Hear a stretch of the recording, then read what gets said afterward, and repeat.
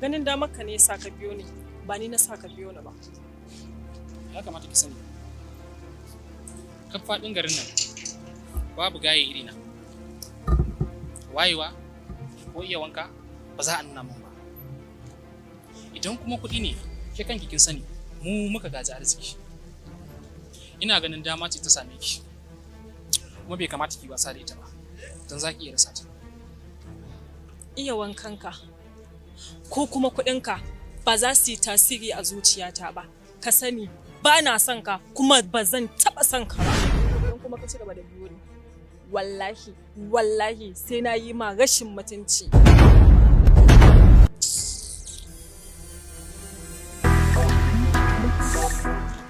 Na ga alama. Ina bin ki ta lallami amma ba kya ganewa.